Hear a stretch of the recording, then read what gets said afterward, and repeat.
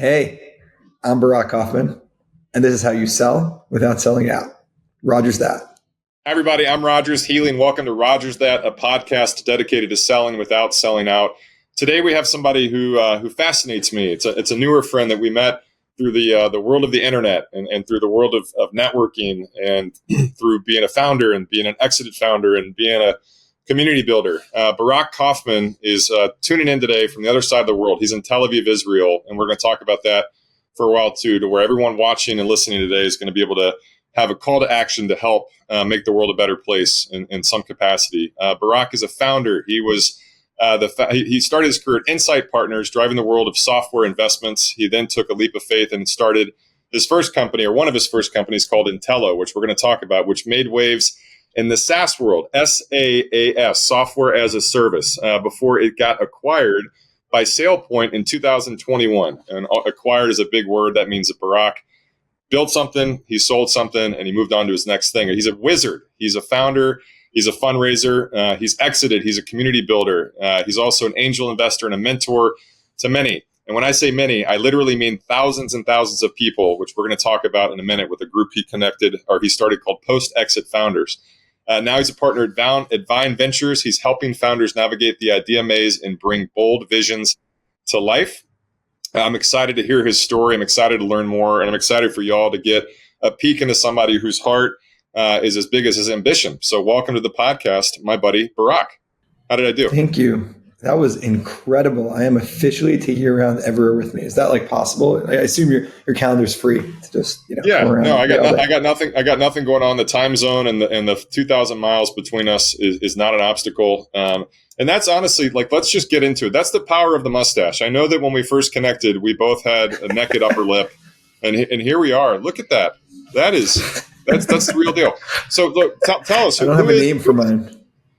Stop the podcast. But the lowest hanging fruit for a mustache name is if you ever go to a coffee shop or a restaurant and you introduce yourself, when someone mispronounces or missays your name, if you say I'm Barak, that they say, oh, what would they mistake your name for? They would say Brock, B-R-O-C-K, but I think I should go with Obama.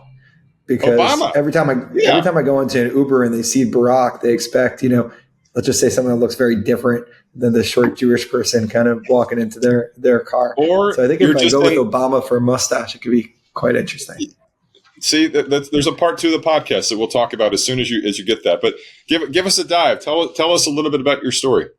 Yeah, so I'm Barak, as Rogers just introduced me better than I can. I'm a father of 3. I have 2 daughters, a 4-year-old and a 3-year-old, and now a newborn son who is 2 months old. It's a big part of who I am. I was born and raised in New York. As Rogers alluded to, I live in Tel Aviv now. I moved to Tel Aviv a little over 2 years ago by choice. I did not expect a war. We're doing this in March of 2025, so the last 2 years was quite eventful here in the Middle East. But we're really happy, and that's where we live. I play beach volleyball, go to the gym, run. That's a lot of who I am at the core. And then on the work front, I think you kind of did a great job introducing me. I'm happy to kind of share more, but I just try to help folks make an impact and build mission-driven companies with the best founders that I know. Yeah, we got to unpack that though, man, because I want to get a little build up and let people know about one of the things that you're doing now. But your path to success is a rare one, like every founder. But you're an exited founder, right? And so maybe did you grow up? I'm a lot older than you. I didn't know what the term SaaS meant until 7-8 years ago. But did you grow up with a passion for software and engineering and finding things and how they maybe finding ways to make things better? What was the path to getting into your first gig? Yeah, I always have a little of imposter syndrome as it comes to kind of being an entrepreneur, because a lot of the founders that I meet, you listen to the How I Built This podcast, or maybe you hear Roger's story and they were doing lemonade stands or flipping baseball or basketball cards in the schoolyard to make a buck. That actually wasn't me. I was pretty good student, kind of put my head down. Always a little bit anxious about money. Always felt like I wanted to relieve that stress that I felt as a kid. I ended up in the business school at University of Michigan. And I was going the typical route. I spent a couple summers at an investment bank, doing the whole finance thing, until I realized that like I was spending most of the time watching the clock to see when the time would run out and counting how much money I was making per hour, but there was no part of the actual day-to-day that I was enjoying. And I just asked myself, why would I, do this? Why would I just go down this path that society has laid out just because of it? And ended up kind of working for free, actually in Tel Aviv. This was, almost 15 years ago. In Tel Aviv at kind of a startup accelerator, spending time with startups, and just fell in love with building, with the entrepreneurial spirit. And that's what started to pull me in.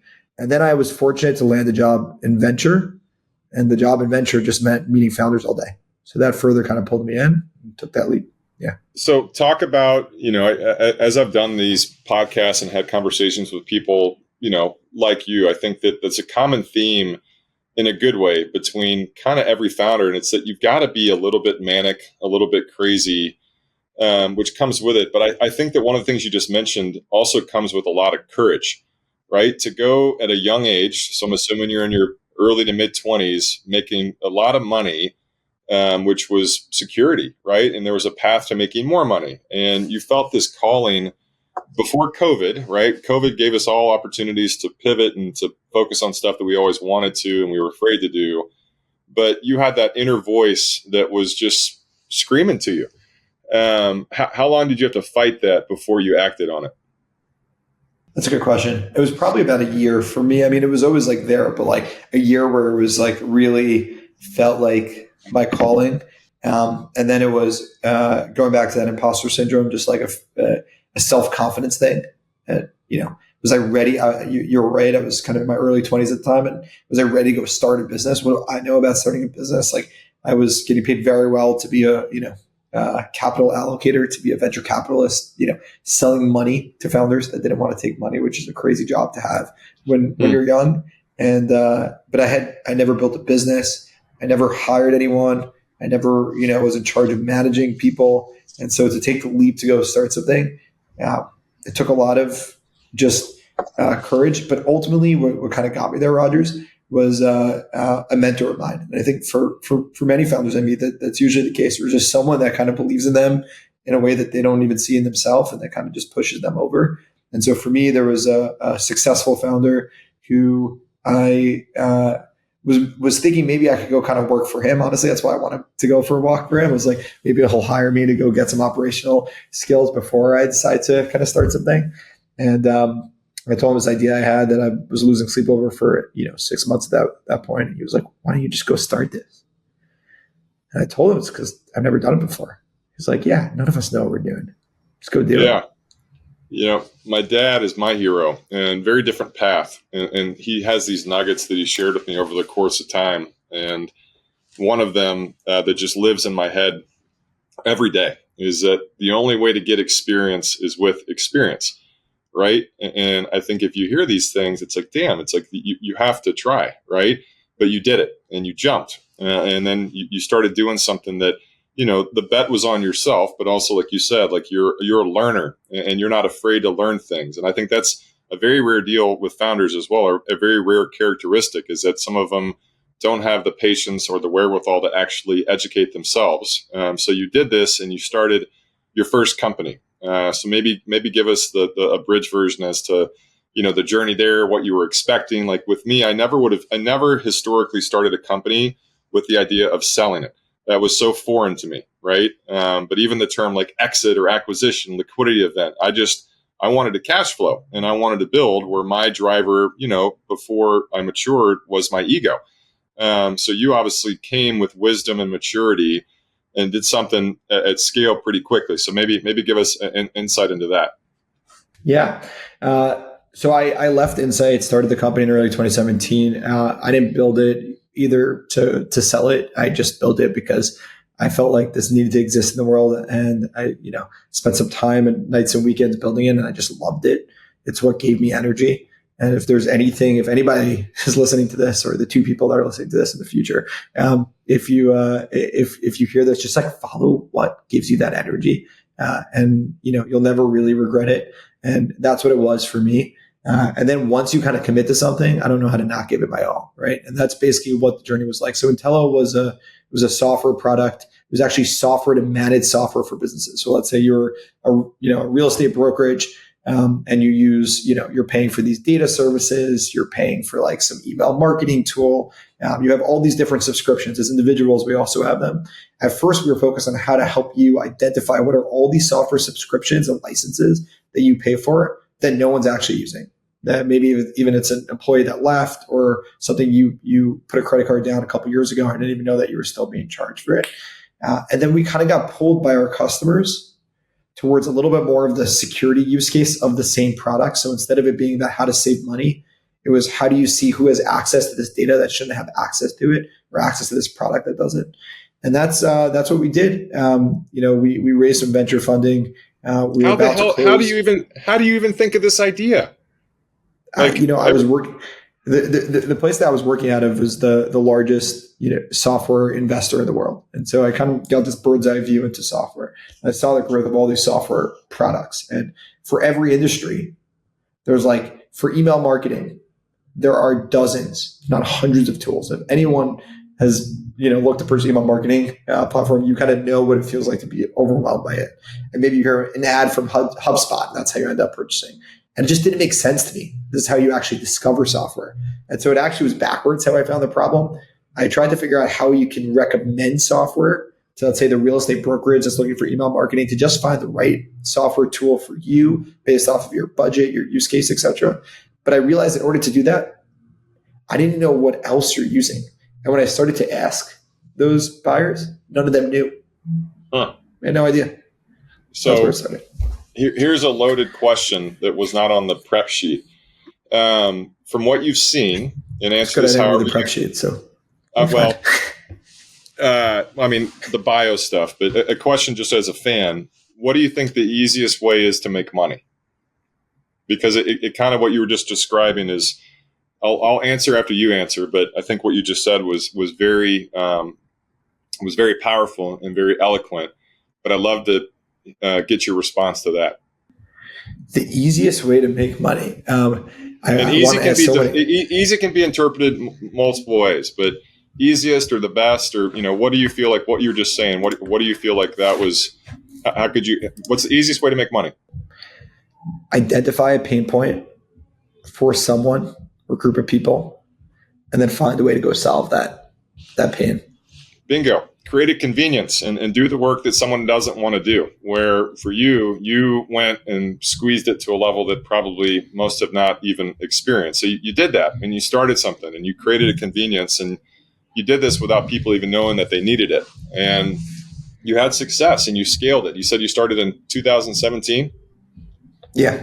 And so it just kept growing, and it kept growing. And then you reached a point where you got married and had your first kid, or what was your first trigger where you realized that maybe here you were again, like you had something inside of you saying, maybe this is not your end goal professionally. Maybe there's something else I need to pursue. What did that look like?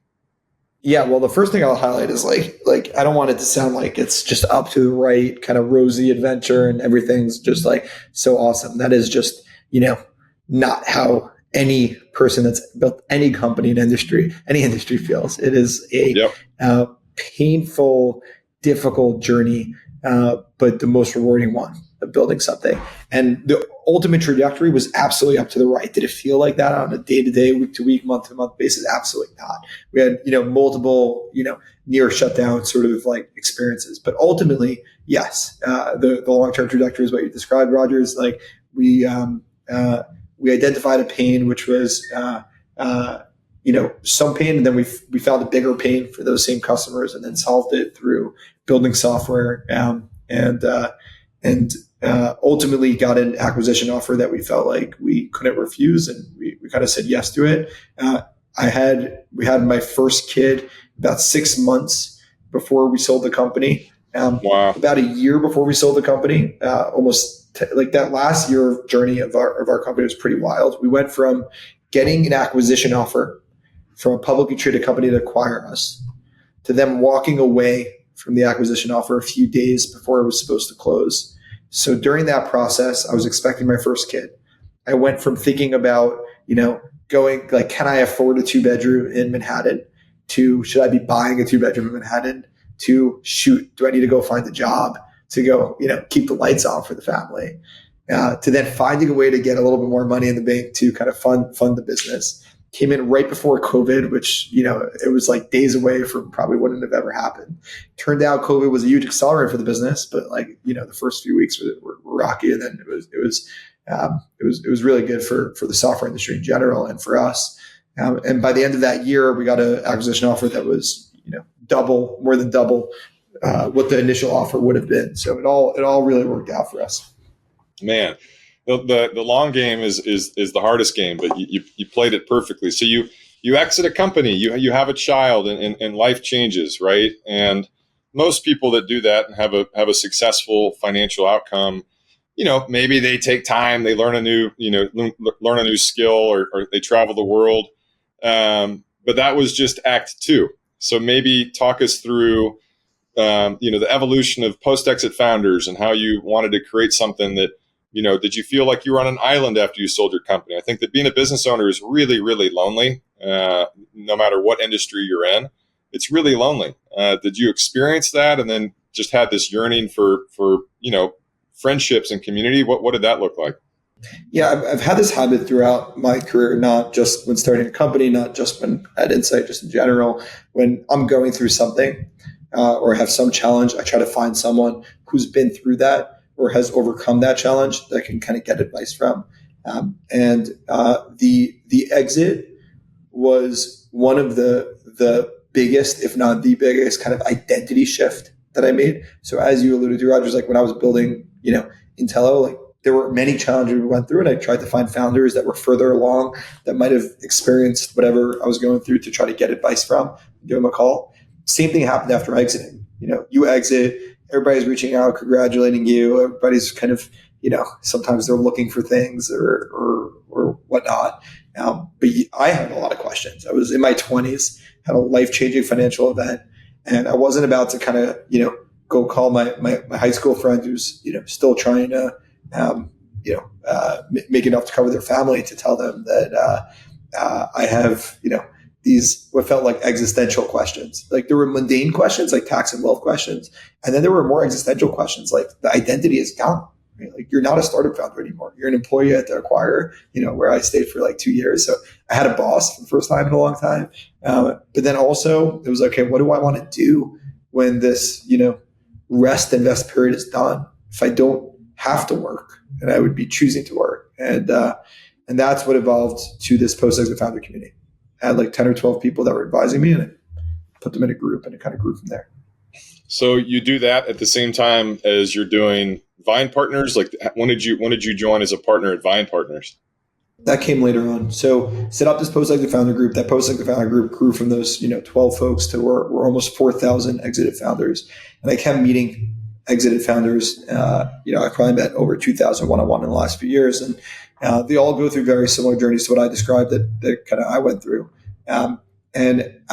I was introspecting, and I realized I was doing a lot of angel investing, which means like investing in startups, like with my own capital. And I was helping out some funds like Vine, just as like a part-time, sort of thing. I also began to realize though that I didn't love investing.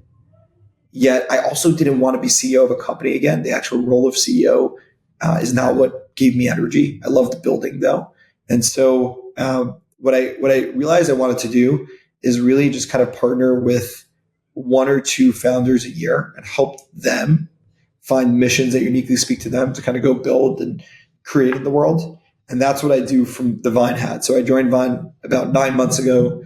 They, my partners at the fund kind of let me spend my time running the post-exit founder community, which is really, synergistic to the kind of investing that Vine does. But I spend all my time not, hearing investment pitches, but actually working with founders at what I describe as the -1 to 0 phase, where they're kind of lost, but decide they want to start something and try to help identify what it is to start and how to increase the odds of success.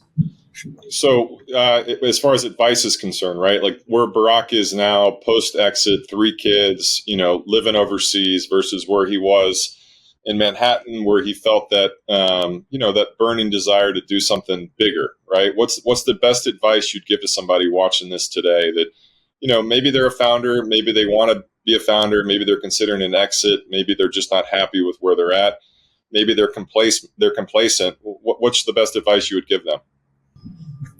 Just go try something, right? Like, I don't think you need to, burn all the bridges, and it's not as risky as you think it actually is. Like, if you really are passionate about it, you'll find time to do it on the side. I know your life is busy. I know you have other responsibilities, whether it's like, family or everything else. If you can't afford to quit your job, don't. Just find time outside of the hours in which you're working to go try to build what you're trying to build. And I think ultimately you will regret not trying. So try in some capacity, whatever kind of fits you where you are, and make sure you're solving a real pain for someone. Right? Those are the two things that I would keep in mind. Do you feel like there's such thing as balance when pursuing all this and when trying to follow something that is more of a heart than a head play? I believe in more of a synergistic life than a balanced life, right? Like, I really respect, the founders that incorporate their children kind of into their life, into the work and everything else as an example. And no, if, for example, with that advice I just gave to start something, in the time that you have, the idea is to start that way, but eventually you're going to have to give it your all. Like, you can't be successful building anything without, making sacrifices and kind of going all in. But I don't believe in kind of this work-life balance. I believe in work-life synergy and finding a way that you can kind of like, toe in and out in a way that kind of works for your life. I love it. So routine, you feel like routine plays into the success and trying to find balance. And you seem like a very even keel guy. I'm manic. I'm all over the place. I have a million emotions every minute. And I think that works for me to some capacity, but do you feel like you've trained yourself to be habitual where, again, like you're 6 hours ahead, you're on the other side of the world, you work till midnight on Tuesdays, and, I'm sure that whether it's time blocking or not, but you've always got something to look forward to, whether it's family, volleyball, exercise, whatever, but you feel like habits and routine are crucial for success? For me, it's what works, but I think you answered it, yourself. I think the most important part, if you're going to go start, let me speak through an anecdote. So when I quit that venture job in January of 2017 to start a company, it was a very weird feeling to go from like, you always have a schedule in school or everywhere else or at the job, and you're supposed to wake up and be there at a certain time. And all of a sudden it's like, no one's expecting anything of you. Like, you took this risk and you're on your own and you have nothing scheduled, right? At least in those like beginning days. And you've got to be motivated to, wake up and work late to kind of go accomplish whatever you need to accomplish. And there's endless work. It never ends. I can always be doing more work. There's always more things to be done. And so for me, the only thing that's worked for me, and I think each person, each founder, each, business exec, whoever it is, finds the balance in the schedule and routine that works for them in their life. But for me, having a real kind of rigid schedule around like the time I have for my kids, the time that I have for kind of work related ventures, the time that I take calls, the time that I do quiet work, is the only way that I've been able to kind of balance all those different responsibilities I have in my life. And even balancing, it doesn't often feel like I'm balancing. It feels like I'm screwing up. But I'm doing the best that I can to accomplish the things I want to accomplish in this world, including being a great dad and a present one. So, which leads me to my next question: legacy. When you look back and at the end of life, and you think about all the things that you did professionally, right? Like you and I are aligned, where your family will always come first. Never miss anything for your wife or your kids. But professionally, of all the things you've already built at such a young age, what do you want your legacy to look like professionally? I don't really care. Like, I don't really, a legacy is just not something that I think about. I think it's something that we tell ourselves to try to create that, meaning I don't, whether it's, 10 years after I pass, whether it's 100 years, whether it's 1,000, there's some timeline in which I won't matter. There are very few people, outside of maybe the biblical figures that are like have truly, enduring sort of legacy. And even those, I don't, look up to and emulate. I just want to be a good person and make an impact and do kind of I believe in like being a part of this greater whole sort of picture. And I think that I am starting to figure out for myself how I can make the most impact that I can make this time on this earth, which includes, bringing kids into this world that continue to, do good beyond what I can and make an impact beyond what I can. And then from my impact oriented side, I want to be the person, like, this is rare that I'm doing a podcast. I want to be the person that nobody knows that's just trying to help folks behind the scenes to, solve problems through businesses. But it's not about legacy. It's just how I think I can make the most impact. Man, you're like the founder's Wizard of Oz. You've got all these. You get to see everybody's success from afar and up close. So let's say you get to choose 5 ingredients to make the best founder possible, and it could be in SaaS, it could be in hardware, it can be in consumer. What are the five? Characteristics you choose for a great founder? In random Great order. Question. Yeah. I'll tell you what comes to mind. Grit. So it goes back to the story I just said. Like, you need to be able to kind of endure the difficult journey that actually comes. I think visionary, I don't really know. It's not like the best word for it, but like the ability to kind of tell a story, share a story, recruit people in, recruit customers in is kind of a big factor. Goes hand in hand in that, but I think it's different is empathy. I think the best founders have this deep kind of empathetic trait that I know I feel when I talk to you, Rogers, where they're actually kind of are able to relate to the person that they're talking to in a way that's different, that almost emotionally connects with them. And I think it kind of brings the story and all of that, together.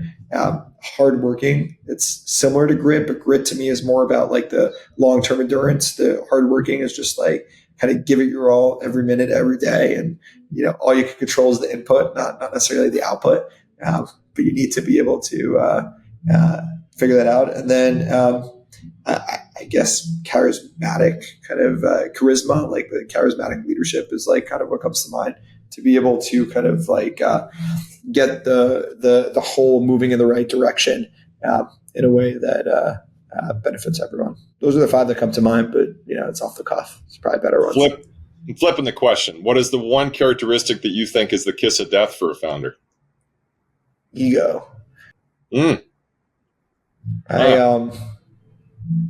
I see so many founders kind of get caught up in how they appear or who they are to the world, and it is the kiss of death for the company. It might take a while for that to show, but if what is really motivating them and kind of driving their company is their own ego, it's bound to be the kiss of death for the company and for their own demise, because they'll realize that the legacy, whatever they're trying to build for, it doesn't really matter, and they won't have anything kind of keeping them going. I also think it attracts the wrong kind of people to build a company, or at least to build big businesses. The people that are just obsessed with themselves and not the problem and the mission that they're trying to build. I love it. Here's a question that I think you'll enjoy. That again wasn't on the prep, but I'm digging deep. Your 3 kids, right? How the ages are 2 months. How old are your other 2? 3 and 4. Do the 3 and 4-year-olds have different personalities? Yes, but it's just starting to show. Yeah. So let's say it's 15 years from now, and all your kids come up to you and your wife, and they say, "Daddy, Mom, we want to start a business, and we want to do. One wants to do one thing, one wants to do another, and the other wants to do something completely different." What do you tell them? I would first push them. Why do you want to start a business? Yep. What is your motivation? Why that business that you're choosing to start? Because they are going to be the path of building any business is filled with rejection. And I think the worst thing that can happen to a budding entrepreneur is to be surrounded by people that just say, "Yeah, it's a great idea." Mm-hmm. And I had a lot of those people around me. Like, sometimes you do need encouragement, as I alluded to earlier with the story of the mentor that kind of pushed me.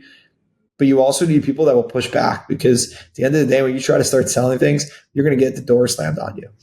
And so, the first thing I would try to do for them is like to really make sure that their motivations are right, that the idea is truly something that they believe in and has enduring value for them and a mission that they really care about. And then do my best to kind of support them. But it's powerful. Last question. What is the best way to support you, your journey, your mission, be it with post-exit founders, be it with Vine Ventures, be it with your personal mission? And then I want to make sure we talk about Israel and how the people that are watching and viewing can also support everything that's going on, and how we can be a small part of a positive change.